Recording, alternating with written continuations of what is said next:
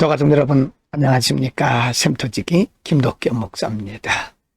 오늘은 레위기 13장 1절부터 17절까지고요. 오늘 본문 말씀에서는 제사장의 임무 중에서 특별히 백성들 가운데에서 나병이 발병했는지, 어떻게 진단을 할 것인지, 그리고 나병으로 진단된 자들은 어떻게 처리할 것인지에 대해서 백성들의 위생과 또 성결에 대해서 가르치고 있습니다. 이미 우리가 공부한 대로 레위기 1장부터 9장 그리고 10장까지는 제사제도에 대한 말씀입니다.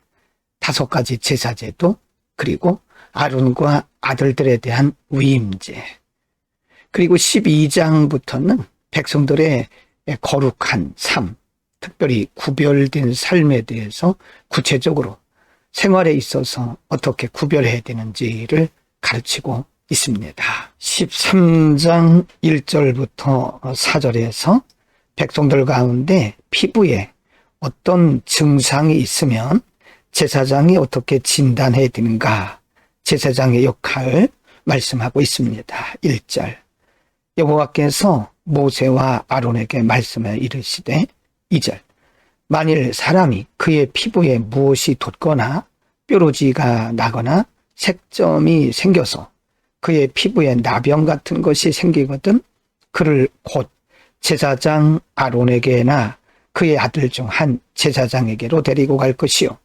3절, 제사장은 그 피부의 병을 진찰할지니 환부의 털이 휘어졌고 환부가 피부보다 우묵하여졌으면 이는 나병의 환부라. 제사장이 그를 진찰하여 그를 부정하다 할 것이요. 4절, 피부에 색점이 희나 우묵하지 아니하고 그 털이 희지 아니하면 제사장은 그 환자를 이래 동안 가두어 둘 것이라고 말씀합니다. 나병, 우리가 흔히 말하는 문둥병을 의미하는데요.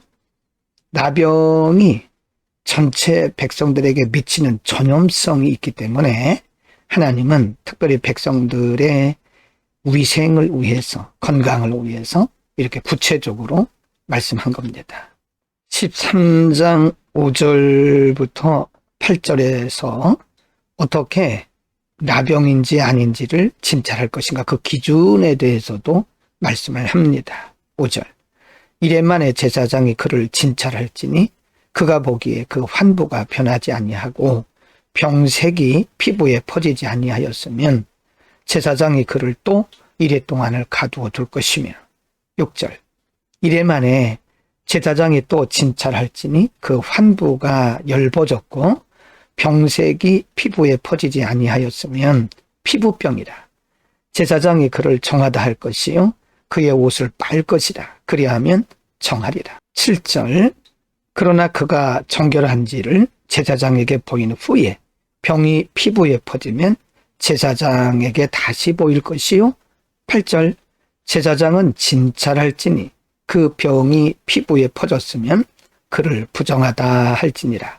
이는 나병입니다. 제사장을 통해서 나병인지 피부병인지 분명한 그 기준까지도 하나님은 말씀해 주셨습니다. 그 당시는 의학이 발달되지 않았기 때문에 사실은 제사장이 영적인 부분, 육적인 부분까지 다 감당했어야 되고요. 1주일, 2주일을 정해주신 것은 그것을 결정하는 데 있어서, 진단을 내리는 데 있어서 좀 신중해야 된다고 하는 것을 가르쳐 줍니다. 13장 9절부터 17절에서는 제사장의 진찰에 대해서 또 여러 가지를 말씀하고 있습니다. 9절, 사람에게 나병이 들었거든 그를 제사장에게로 데려갈 것이요. 10절, 제사장은 진찰할지니 피부에 흰 점이 돋고 털이 휘어지고 거기 생살이 생겼으면. 11절입니다. 이는 그의 피부에 오랜 나병이라.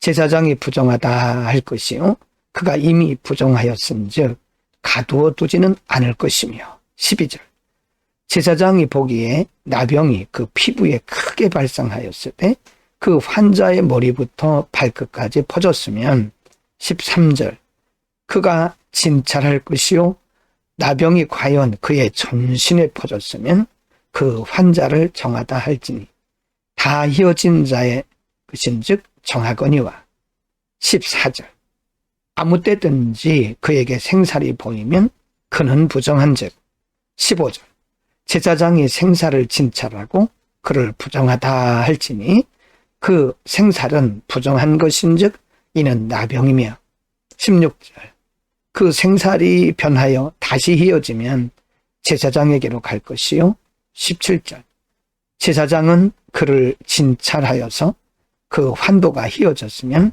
환자를 정하다 할지니 그는 정하니라. 정하고 부정하고 나병인지 혹시 나병이다 할지라도 그 기간에 따라서 제사장은 철저하게 그 가부를 말해야 된다고 신중성을 가르칩니다.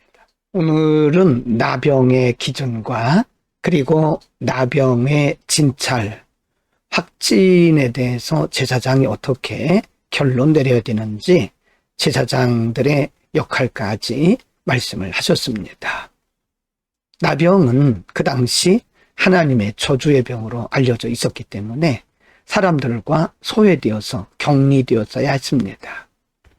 그래서 제사장은 자신의 생각대로 자신의 상식대로 진단하거나 진찰해서는 안 되고 하나님께서 가르쳐 주신 정확한 기준에 따라서 진단을 하고 결단을 했어야 됩니다.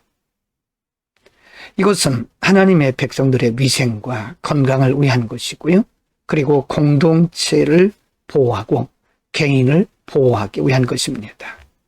하나님의 역사는 이렇게 세밀하고 그리고 공동체나 개인까지도 아주 세밀하게 미치고 있다는 사실을 우리에게 가르치고 있습니다. 또 한 가지 제사장이 나병이라고 진단을 내리기 전까지 많은 구체적인 과정을 설명하신 것은 그만큼 신중해야 된다는 것도 가르칩니다. 우리는 말에나 또 행동에 있어서 신중해야 됩니다. 왜냐하면 우리의 한마디가, 우리의 말 한마디가 다른 사람들에게 공동체 안에서 미치는 영향력이 클 수 있기 때문에 그런 겁니다.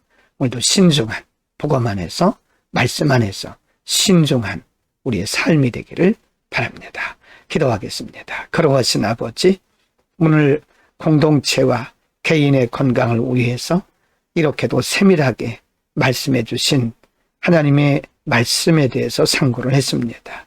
제사장의 사역, 그리고 나병 환자의 일, 역할들을 가르쳐 주셨으니 오늘도 우리가 우리 각자의 사역, 역할들을 잘 깨닫고 신중하게 타인을 배려하는 아름다운 삶이 되게 하여 주옵소서. 예수 그리스도의 이름으로 기도드립니다. 아멘.